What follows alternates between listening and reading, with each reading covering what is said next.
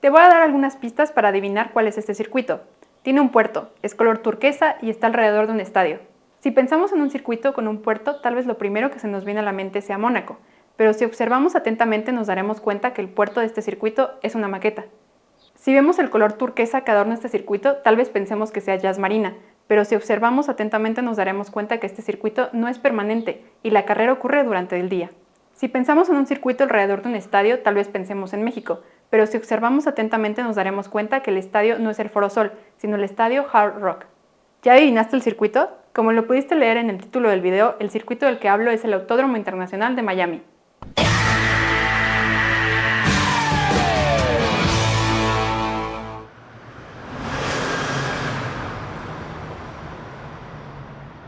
Desde los 80s, Ralph Sánchez, un empresario cubano-americano, organizaba carreras de autos en el centro de Miami. Aunque suene que estas carreras eran al estilo de Rápido y Furioso, en realidad se parecían más a los circuitos callejeros como Baku y Singapur.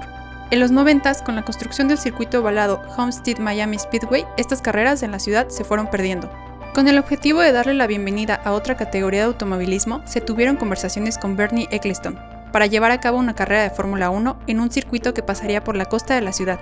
Sin embargo, estas conversaciones no llevaron a ningún acuerdo real, y el campeonato Champ Car fue quien finalmente arribó a las calles de Miami. Años más tarde, en 2015, la ciudad se preparó para recibir por primera y hasta el momento única ocasión al campeonato de Fórmula E. El circuito callejero pasaba por un lado del Casillas Center, la casa del equipo de básquetbol Miami Heat. El tráfico del centro se desvió por completo y el acceso a la zona fue limitado. Este EPRIX recibió protestas por parte de ciudadanos y ambientalistas, que tacharon a los organizadores de hipócritas, ya que promovían una carrera verde mientras que pavimentaban un área frente al mar que los habitantes han luchado por convertir en un parque. Pese a que la Fórmula E no regresó, Stephen Ross, dueño del equipo de fútbol americano Miami Dolphins, continuó con sus esfuerzos para alojar una carrera en Fórmula 1, hasta que finalmente en octubre del 2019 se anunció la llegada del Gran Premio de Miami. La compañía Apex Circuit Designs fue la encargada de la construcción del circuito, y pese a que en la primera instancia se había considerado un trazado en el centro de la ciudad, similar al de la Fórmula E, se abandonó esta idea al ver las complicaciones que esto traería. ¿Con Ross? Ese Ross no, este Ross. Siendo de los principales promotores del Gran Premio y siendo dueño del Hard Rock Stadium, se hicieron visitas al lugar para conocer la viabilidad de construir el circuito en el gran estacionamiento que posee. Una vez que se determinó la mejor opción de configuración y que se hiciera público que el diseño final incluía una sección de la calle 199, se generó controversia entre los habitantes, preocupados por el impacto en el tráfico y la congestión en el área local, junto con las preocupaciones tradicionales sobre el ruido, la interrupción y el costo. O sea que casi como si les hubieran dicho que iban a construir una ciclovía. Estas protestas no ayudaron a que el circuito se incluyera en el calendario de Fórmula 1 del 2020.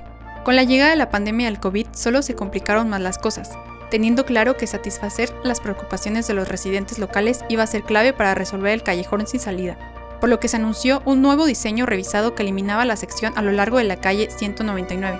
Además, se llegó a un acuerdo de compromiso entre Stephen Ross y el alcalde Rodney Harris, por el cual la ciudad recibiría $5 millones en fondos durante 10 años para residentes y empresas.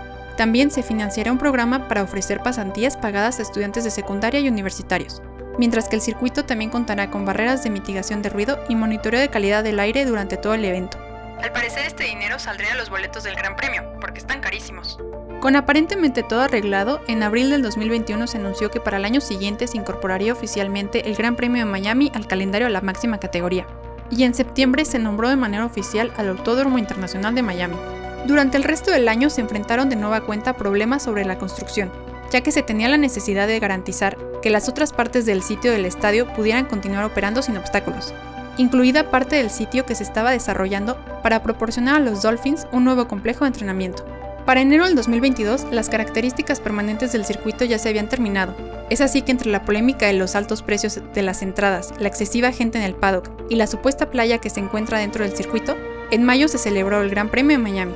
En este 2023 ya se anunció que se están realizando varios cambios importantes dentro y fuera de la pista antes del Gran Premio, teniendo como prioridad la expansión del paddock y la repavimentación del circuito, siendo una de las quejas más grandes de este circuito por parte de los pilotos que corrieron el Gran Premio pasado.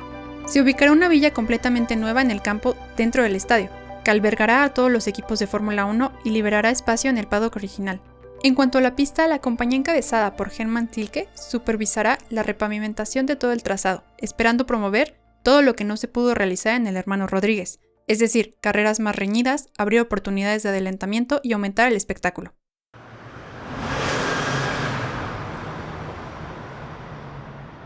El primer gran premio en este circuito fue en el año 2022, por lo que adivinen en qué año se hizo la vuelta rápida. Por supuesto, en el año 2022. Esta vuelta la hizo Max Verstappen y duró 1 minuto, 31 segundos y 361 milésimas. Y aunque no lo crean, la mitad de este tiempo no se hizo en la chicana de las curvas 14 y 15, sino que se hizo a través de los 5.412 kilómetros de longitud de este circuito.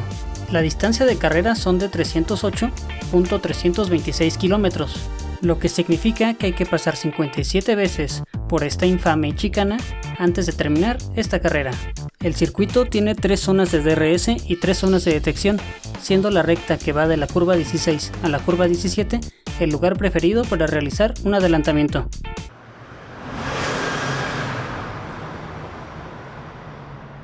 El circuito es un circuito temporal que no utiliza ninguna calle pública, aunque cruza parte de la carretera. Para su diseño se pensaron 75 configuraciones diferentes, de las cuales hubo 36 iteraciones del circuito que se simularon para probar antes de elegir la opción actual. En el transcurso de 12 meses se usaron 24.000 toneladas de asfalto y 1.130 toneladas de concreto en todo el sitio, creando no solo la pista, sino la infraestructura asociada a las tribunas, las zonas para fans y áreas deportivas. Por último, se instaló un sistema de teleférico para ayudar a los fanáticos a trasladarse de un extremo del lugar a otro, así como en Iztapalapa. De Iztapalapa para el mundo.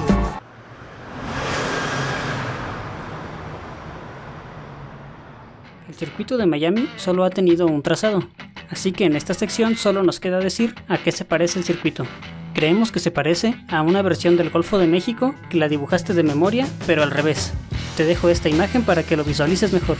Si crees que este circuito se parece a otra cosa, déjanos tu comentario. Y con esto damos por concluido este video.